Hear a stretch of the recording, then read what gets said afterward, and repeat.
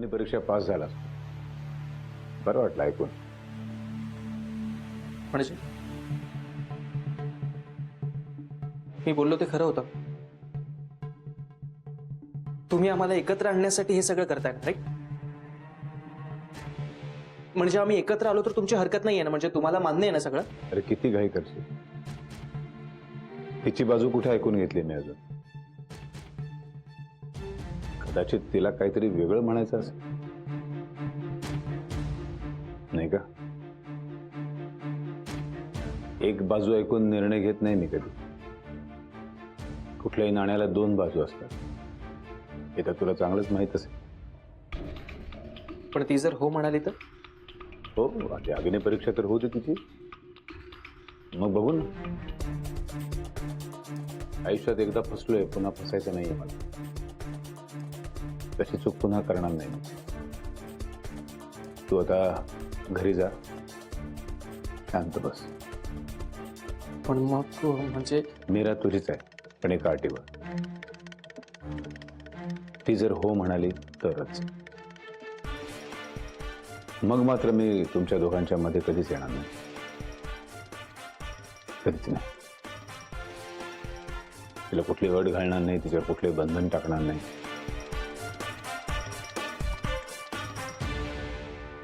मुक्त असेल ती. जा.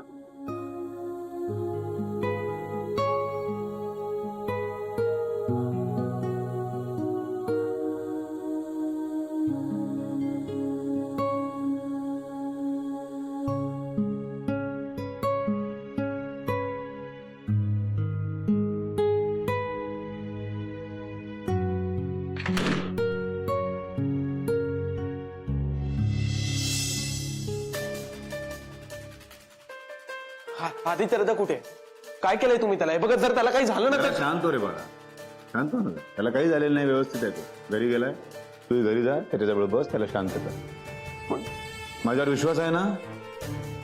हा हा पळ मग.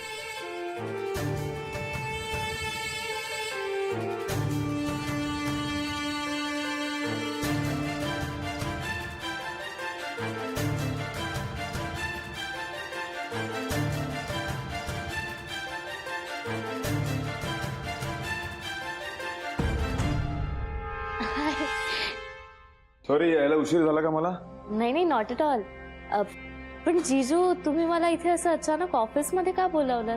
हा सांगतो. आदित्यबद्दल बोलण्यासाठी बोलवलंय मी. तुला आदित्यशी लग्न करायचंय ना? हो पण तुम्ही असं अचानक का विचारताय? का करायचंय? का म्हणजे मला आवडतो तो. एवढंच? हो. का अजून काही असणं अपेक्षित आहे का? का नाहीये का?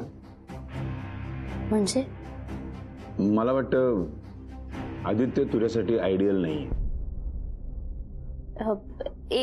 एक सेकंड जीजू. तुम्ही मला असं अचानक का विचारताय? काय झालंय? पण मी तुला फार चांगलं ओळखतो. खरं तर त्याच्यापेक्षा जास्त चांगला मुलगा तू डिझर्व करतेस. मला वाटतं आदित्यबद्दल तू पुन्हा एकदा शांतपणे नीट विचार करावास. हे बघ तू खूप ना महत्वाकांक्षी मुलगी आहेस. तुला आयुष्यात खूप पुढे जायचे. तुझी खूप मोठी मोठी स्वप्न आहेत. सुंदर आहेस दिसायला. खूप चांगलं काम करू शकतेस. आणि हे सगळं आदित्यला कळत असेल असं वाटतं तुला? माहित नाही. काय ना आदित्यची फार टिपिकल मेंटॅलिटी आहे. त्याला हे असंच आवडतं सगळं. म्हणजे त्याला ऍक्च्युली त्यासाठी मीरासारखी काकूबाई सूट करते त्याला. तू नाही. तू त्याच्याशी लग्न केलंस तर तो तुला सुद्धा मीरासारखी काकूबाई बनवून टाकेल. सारखं तुला पाठी लागेल. हे करू नको ते करू नको. अगं असं काय करते? हे काय? आणि मला वाटतं तुला हे आवडेल.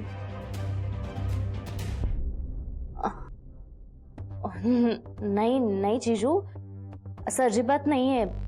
तुमचं चुकतंय, मी ओळखते ना आदित्यला. ओळखणं आणि समजून घेणं, जाणून घेणं याच्यामध्ये खूप मोठा फरक असतो. आदित्यला हे इथेच राहायला आवडतं, हे अशीच नोकरी करायची, हे असंच शांत जगायचं.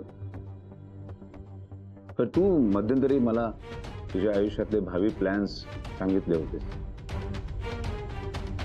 तुला फॉरेनला जायचंय, तिकडे सेट व्हायचंय नाही का, तुला रूल करायला आवडतं.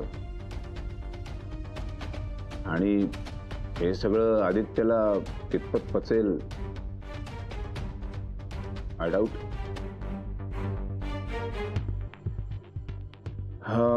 त्याचा पुरुषी अहंकार कदाचित दुखावला जाईल, तो तुला प्रत्येक गोष्टीत विरोध करेल असं मला वाटतं प्रामाणिकपणे. म्हणून तू पुन्हा एकदा विचार करावा.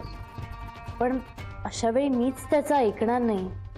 तेच म्हणते मी, माणसाने ना कुठल्याही गोष्टीचा दूरदृष्टीने विचार न करता निर्णय घेऊ नये.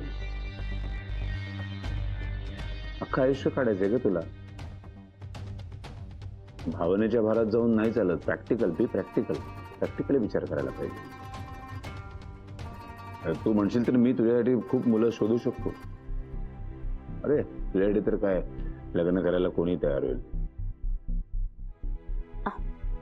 आय नो दॅट जीजू, आणि मला तुमचं म्हणणंही पटतंय. गुड. नाही, मी हे असं लगेच नाही ठरवू शकत. पण एक सांगू का, जर खरंच काही चांगलं असेल तर मी नक्कीच विचार करेन. गुड. मला तुझ्याकडनं हीच अपेक्षा होती. मी तुझ्यासाठी चांगला मुलगा शोधून काढेन, आय प्रॉमिस यू. मग करशील त्याच्याशी लग्न?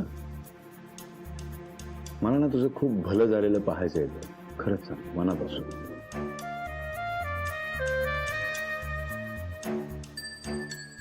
पण जर असा मुलगा मिळाला नाही तर मग मी आदित्यशीच लग्न करेन. हा ऑफकोर्स कर ना, काही हरकत नाही. मी स्वतः लग्न लावून देईन. पण जर मुलगा मिळाला तर लग्न करशील?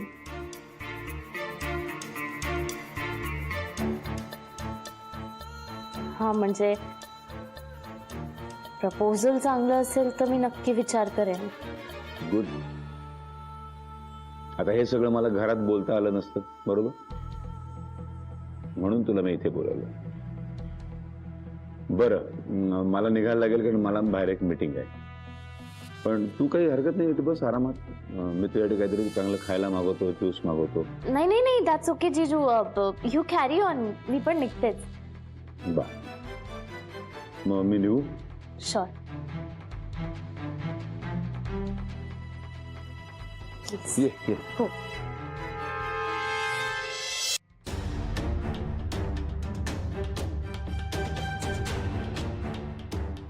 काय चाललंय तुमचं? हे सगळं काय चालवलंय तुम्ही? तुमच्या या अशा वागण्याचा मला त्रास होतोय, तुम्हाला दिसत नाहीये का?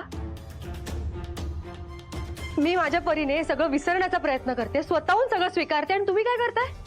प्रत्येक वेळी मला एका वेगळ्याच वाटेवर घेऊन जायचा प्रयत्न करताय का? मीरा, शांत. तुझी बस.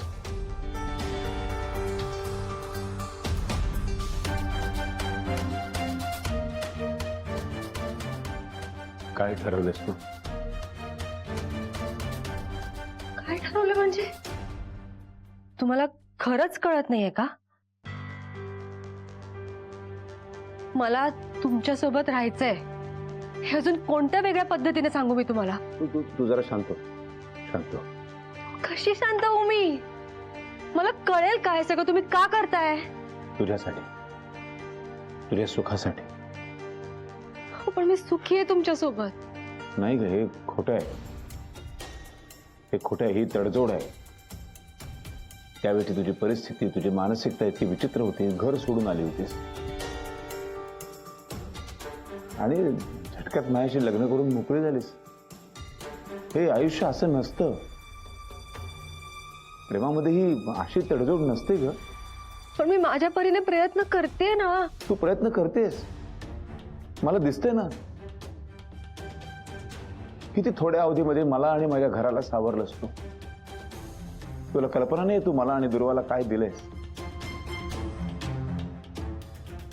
अरे पण हे सगळं झाल्यानंतर तुला नेमकं काय हवंय? तुला कशामध्ये आनंद मिळतोय? तुझं सुख कशात आहे याचा मी विचार करायला नको? याचा अर्थ तुम्हाला माझ्याविषयी काहीतरी वाटतं, हो ना? बोला ना, मला उत्तर हवंय.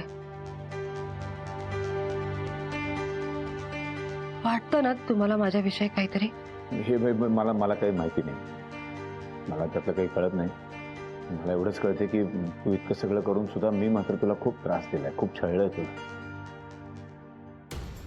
नाही पण माझी चूक मी आता सुधारणार आहे. मी तुला कसलाही त्रास होऊ देणार नाही. आणि मी हे सगळं मधुरासाठी केलंय.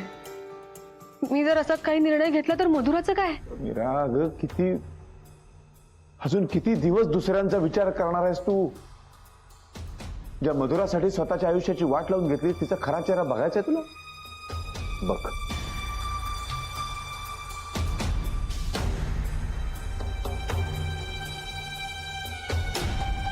ऐक, मला वाटतं आदित्य तुझ्यासाठी आयडियल नाही. तू म्हणशील तर मी तुझ्यासाठी खूप मुलं शोधू शकतो. आय नो दॅट जीजू. आणि मला तुमचं म्हणणंही पटतंय. जर खरंच काही चांगलं असेल तर मी नक्कीच विचार करेन. ही आहे तुझी मधुरा, वेगळी, खोटारडी. काही ती आत्महत्या वगैरे करू शकत नाही. फक्त धमकी देणार ती तुला. त्याचं सगळ्यात जास्त प्रेम कशावर आहे माहिती? त्या स्वतःवरती. मग ते सगळं फक्त नाटक, आदित्याला मिळवण्यासाठी.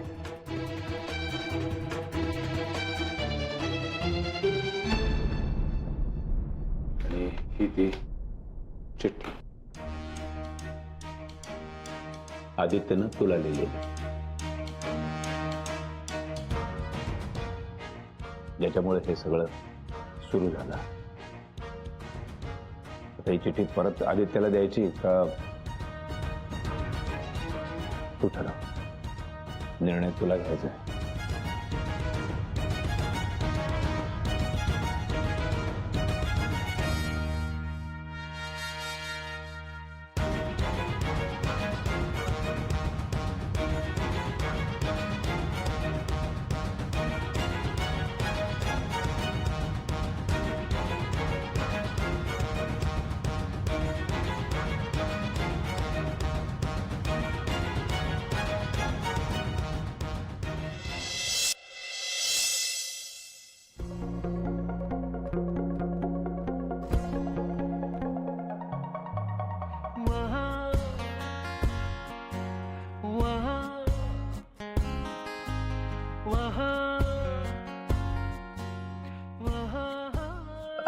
अथर्व,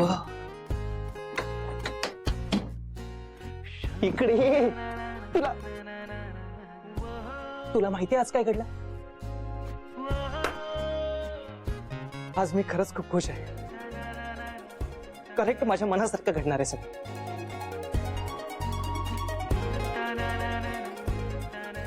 देवाशिषने मला त्याच्या ऑफिसमध्ये भेटायला बोलावलं होतं. हे माझ्या आणि मीराच्या नात्याविषयी विचारत होता तो मला. मला त्याने स्पष्टपणे विचार की तू अजूनही मीरावर प्रेम करतोस? मी हो म्हटलं तर त्याने गन काढली. मला म्हणाला परत बोल. तरीही मी ठामपणे सांगितलं की हो, माझं मीरावर प्रेम होतं आहे आणि यापुढेही तसंच राहील. तर मला म्हणाला की तू अग्निपरीक्षा पास झाला, आता मीराची परीक्षा. तुला अर्थ कळतोय का या सगळ्याचा? तू मला आणि मीराला एकत्र आणायचा प्रयत्न करतोय.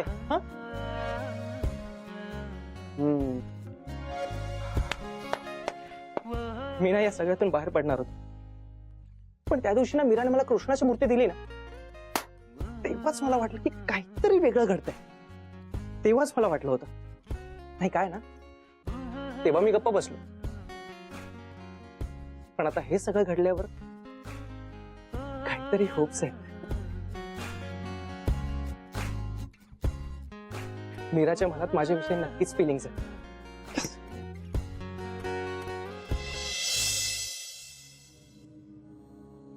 अरे तुला काहीच वाटत नाही? मी एवढं सगळं सांगतोय तुला, बोल ना काहीतरी. मग आता काय ठरवलंयस तू? अरे काय म्हणजे स्पष्ट आहे सगळं. मीरा माझी होणार कायमची. तेच तर हवं होतं आयुष्यात आणि तेच घडतंय. आयुष्य मला आणि मीराला आणखीन एक संधी देते. हे काहीतरी वेगळं आहे, म्हणजे काहीतरी मोठं आहे. हा सगळ्यांना योगायोग नाही वाटत, सगळं ठरवून घडतंय. दादा पण मग मधुराताईचं काय? तिच्यामुळे हे सगळं घडलं ना, मग ती हे सगळं सहन करून घेईल का? सहन करावं लागेल. आतापर्यंत मी गप्प होतो, ऐकून घेतलं, पण यापुढे नाही. बस आता मला हवं ना ते तिला ऐकावं लागेल. आणि मधुरा काय पुढी मध्ये आला ना तरी मी मागे फिरणार नाहीये. मीरा आणि मी एकत्र येणार. बस. अरे पण दादा, हे तू स्वतः ठरवून मोकळं कसं काय होतोय? जिजूंचं काय? त्यांचं मीराताईवर प्रेम असेल तर? अरे त्यांचं जर मीरावर प्रेम असतं तर त्यांनी मला का बोलावलं, माझ्याजवळ हा विषय का काढला? अरे पण नाही, मी त्यांचंही काहीच ऐकणार नाही. मी त्यांना स्पष्टपणे सांगितले मी मीरावर प्रेम करतो आणि त्यांना ते मान्य करावंच लागेल. त्यांना मीराला सोडावंच लागेल. भाग पडेल मी हे सगळं करायला. काय